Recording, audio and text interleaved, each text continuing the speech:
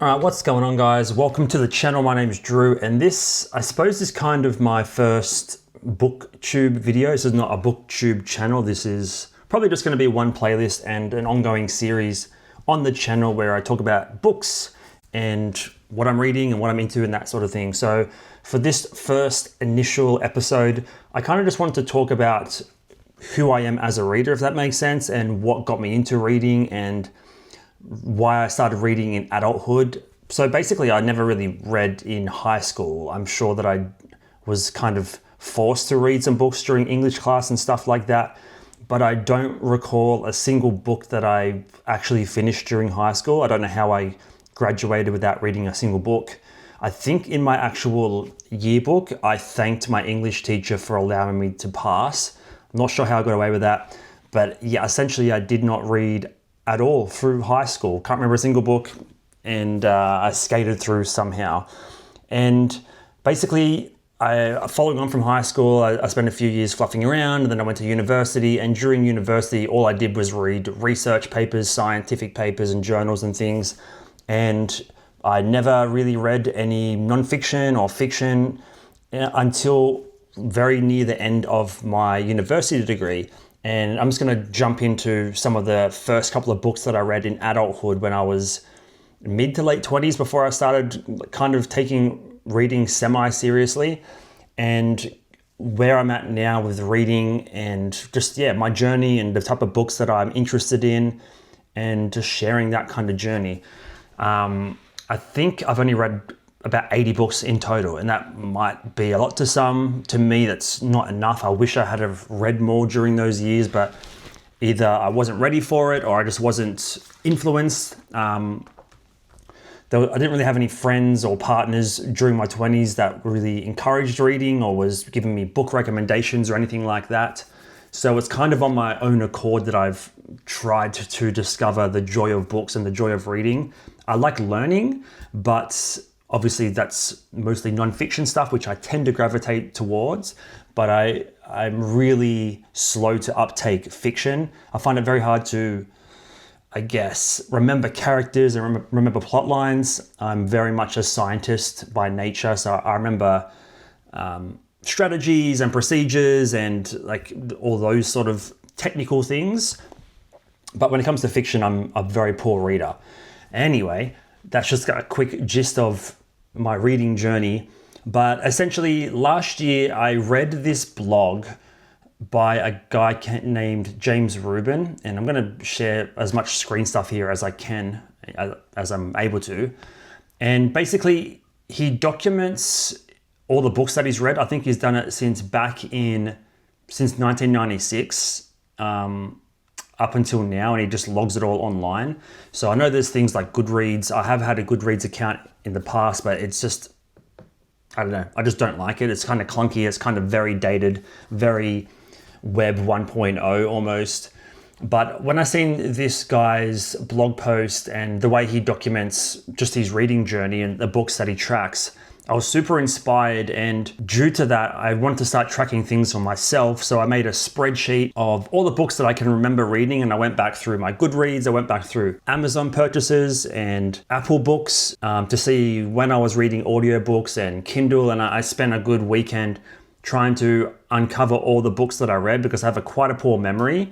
And I wish I had some sort of tracking system, and I've done it to the best of my ability. And up to date, I think I've read 82 books over the course of about 11 years now. Basically, I plugged it all into a spreadsheet, and you can see it all here now. But I was actually on this kind of no-code journey last year. There's a lot of AI softwares like Cursor where you can essentially prompt your way to a website and an app with little to no coding knowledge. So I actually built this app, and I haven't really done anything with it for about 12 months. I built it all in about a month in May last year, in 2024. And I've revisited it last week, and I've remembered how cool it was to build this and how much I enjoyed building it.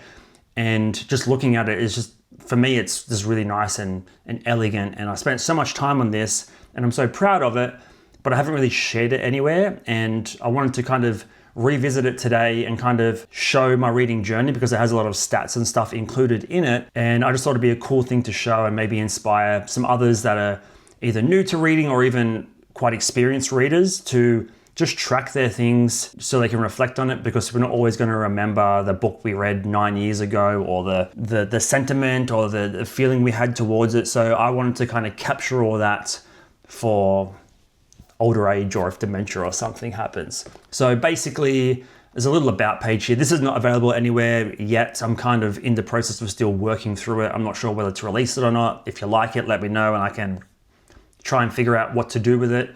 But basically it takes the Google Sheet and it runs a bunch of code to spit out the final version, which is the reading list. And it just chronologically lists all the books that I've read over the years. And then on the left-hand side, I can toggle things by year to see what I read on certain years. And it is a little bit clunky at times, but it's my first app that I've built. You can toggle by category, so memoirs and autobiographies. You can toggle by fiction and non-fiction, and then also obviously the rating that I've given it, and the ratings that I've given it are below here. So these aren't strict 1 to 5 star ratings. They're just quick ways of me to recognize how much I liked the book. And one really cool thing that I liked is the way that James did his is just all in text format. So I wanted to make it a bit more fancy because I'm a fancy pants. But he tracks the page number. So obviously the page number if it's a physical book, and then also the length in hours if it's an audiobook. But then he does this thing called a book equivalent, which is basically how a book compares to the average. So I log each book's length, total hours or pages, and compare it against the relative book length, which measures a book's length compared to the average. So for example, if my RBL, my relative book length, is 200 pages, then a 400 page book equals 2. And then I can kind of gauge how long the books are compared to the average. It might not seem like anything worthwhile, but I enjoy seeing how the average is moving over time. So these are all the books that I've read. I'm not really going to go through them all necessarily. I'll jump into a couple that triggered me to become a reader 10 years ago. But I really wanted to show the stats, because the stats are something that's really cool and I haven't seen on any other reading apps. Maybe I'm just not aware of the apps. This is just encouraging for me to see the growth over time. So obviously on the top left here, you can see yearly progress, and there's a trend line going up, and 2025 is a bit of a slow year for reading. But I just enjoyed, or it was a nice reminder to see that I'm slowly getting better. I'm not going to be a perfect reader. I would love to read 100 books a year, just not quite there yet. And just seeing the stats triggered in me just a want to share this. I just thought it was cool, and I'm just proud of building it essentially. And then this kind of dot point graph is showing the last 10 books that I've read and how they compare to the average. So you can see there's a couple of dot points here that are well below the average, and they're just a couple of short audiobooks that I wanted to kind of knock out. And then just some interesting things at the bottom about the distribution of format and genre. So obviously I do way too many audiobooks. I do over 50% of audiobooks, and that is mostly because I work from home and I can listen whilst working. But I'm a notorious note taker, so I want to read more physical books and take marginalia, take notes in the margins. So just even seeing these few data points of a couple of the last books you've read are below average. They're kind of cop-out books in a sense. You're doing a lot more audiobooks. It's kind of lighting a fire under my ass, I suppose, to just get back into books and be more serious about reading. And it's just fun. I just thought I'd share it, and kind of a bell curve here of the rating of books, or how I perceive the ratings. So that's all inspired by James. You can see his blog posts at jamierubin.net. He's got a whole series of blog posts about it. What I wanted to do is quickly just jump into the first couple of books that started my reading journey, and just, it's going to be hard for me to remember the things that triggered why I read them, and obviously even harder to dive into the crux of whatever the narrative is, or the story, or the message. But it might just give you an indication of where my journey began, and it will also give me a chance to reflect going forward when I'm at episode 50 of this book chat, where the whole journey began, if that makes sense. So the first book I read that I recalled reading, this is post high school, after living a vague early 20s, doing nothing essentially, was Red Rising. Let me have a sip of this coffee real quick. I picked this up about a year before I graduated, and I'm not sure why. I think I seen some Reddit posts about, or in one of the sci-fi subreddits, I suppose, and by this author, Pierce Brown, who was the same age as me. And this book was getting a ton of like notoriety and fame at the time because it's just this young, kind of good-looking, handsome author, and it's just kind of this. It's almost, I've only seen the Hunger Games movies, but it's kind of along the Hunger Games of different classes in space and things, different planets fighting for supremacy and everything like that. And up here, I've just written a quick one-line summary. A lowborn rises to lead the rebellion. It's just basically about this guy called Darrow, and I'm not going to give away spoilers or anything because I can't remember half the plot, although this is the only book I've reread. I listened to the audiobook of this last year, so it is slightly more fresh in my mind compared to some other books. But basically Darrow is this guy that works in like the mines, I suppose, and they call them the Reds. There's all these different classes of society that have like a color assigned to them based on basically the class level, whether they're low socioeconomic or like white collar, blue collar.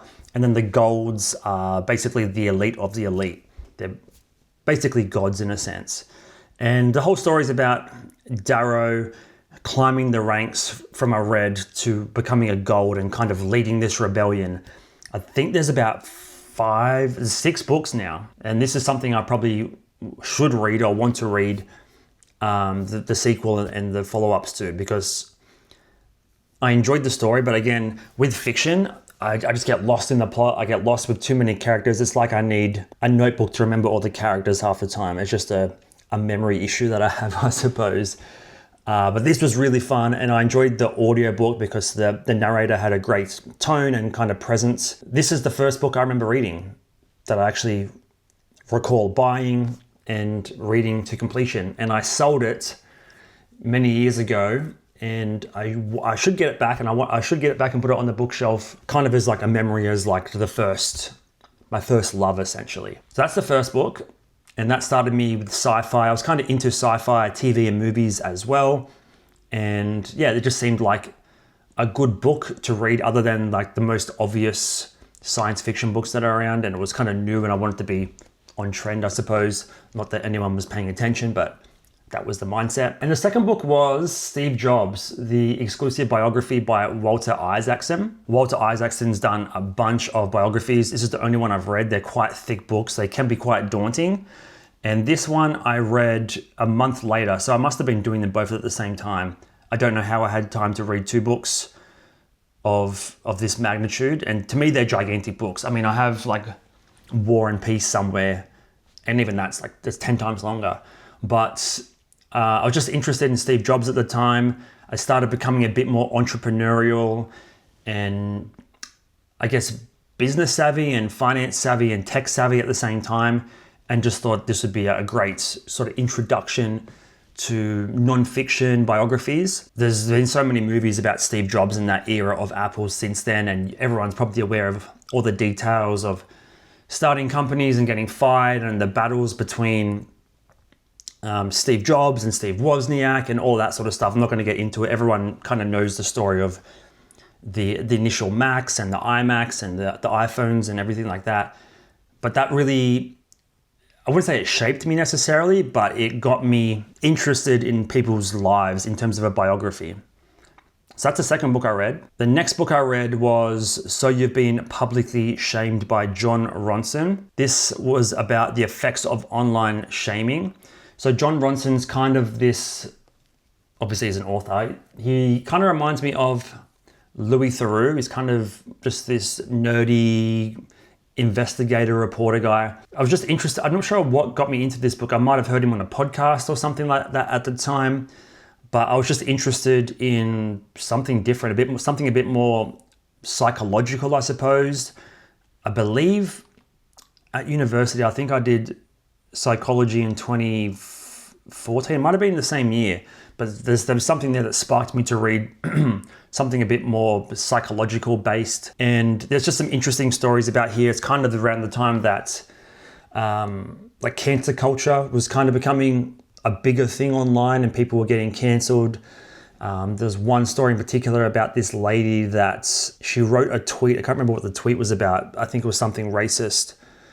And it was like a throwaway joke, but essentially a racist comment. And then she went on a plane to, I think, South Africa or somewhere. I think it might have been an age joke. I can't remember. And then once she landed, she was basically cancelled from the internet. She'd been fired, hundreds of missed phone calls, and just this complete outrage online, rightly so. And it just kind of dives into stories like that around, the start of cancel culture. And that was just an interesting book. I don't remember tons of the exact stories themselves. So maybe the stories just weren't significant enough for me to remember, or perhaps there's just been too much time passed. But that was the third book that I read. And on the list as the fifth book I read was actually this one, another Jon Ronson book, which I won't touch on too much. But it's the Psychopath Test. So similar kind of concept, kind of just a Louis Theroux documentarian style, obviously about psychopaths and how to spot psychopaths. So that's 1, 2, and 3. And then the fourth book, which shaped me quite a bit, The 4-Hour Workweek, famously by Tim Ferriss. I think this came out about 10 years prior, so it wasn't a new book by any means, but at this stage I was almost finished university and I was kind of trying to think of ways to not retire early necessarily, but just try to shift my mindset from a 9-to-5 rat race type of person to someone that's having a bit more control and self-reliance and I guess higher agency over their life. And yeah, this book, I can't really remember that much about it other than obviously the headline, The 4-Hour Workweek, and trying to just kind of hack your way through to the other side. I remember a few particular stories in here about how he kind of skips the line almost to just get what he needs. But yeah, The 4-Hour Workweek was the fourth book, and it's kind of triggered a lot of books since then in that entrepreneurial, non-fiction, kind of self-help, businessy type of book world. And they're the books that I enjoy reading because there's usually a bunch of takeaways that I can implement in my own life. And they're the ones that I take a bunch of notes on as well. I can get caught into that loop of just reading nothing but this type of book. So really what I want to do going forward, and something I've tried to do here and there, and it can be reflected in the actual reading list here, is read more fiction stuff because there's so much great classical fiction and literature out there. And I've never just been either interested or shown what to read. Not that anyone should be showing me what to read, but I just haven't really been encouraged, I suppose. It's always me trying to like dig up things for my own interest. And I mean, I've read 82 books and fiction is only 16. So it's a very small proportion. And that's something I want to improve going forward. So if you have any fiction books that you think I might like, I've read mostly sci-fi stuff. I've started reading a little bit of more common books, like what's one of the latest ones that I've read? Metamorphosis by Frank Kafka, which is just a short audiobook, and Pet Sematary by Stephen King. I wouldn't mind reading just kind of more of those classic ones. I'm not saying Pet Sematary is a classic, but I suppose just ones that I probably should have read by now. Yeah, I'm just interested in learning more about what to read and kind of just diversifying and testing the waters. And if you have read anything that you think I might like based on what you've heard or what you know about me, I'd love to hear them in the comments below. And let me know what you think about this app or this sort of book tracking software. I think I'll play with it throughout the year and make it a little bit better, and then perhaps make it available somehow. I don't know how to do that, but I'll figure it out. But this was just a short kind of intro into my, I guess, journey as a new book reader in adulthood. And yeah, I just really want to talk about the things that I'm reading and share them, and hopefully you guys can be inspired to read them or start reading. And I think it's just an underrated thing that we kind of take for granted. I mean, this year alone, I'm kind of over Netflix. I'm over all these streaming services. There's nothing to watch. We have an endless plethora of content and movies and stuff coming out, but nothing feels, nothing really sticks anymore. It's all kind of boring. It's just all skimmable. So I think just reading is just can reinvigorate some part of our brain that the endless supply of digital content, it can't do quite as well. I probably didn't explain that well, but it is what it is.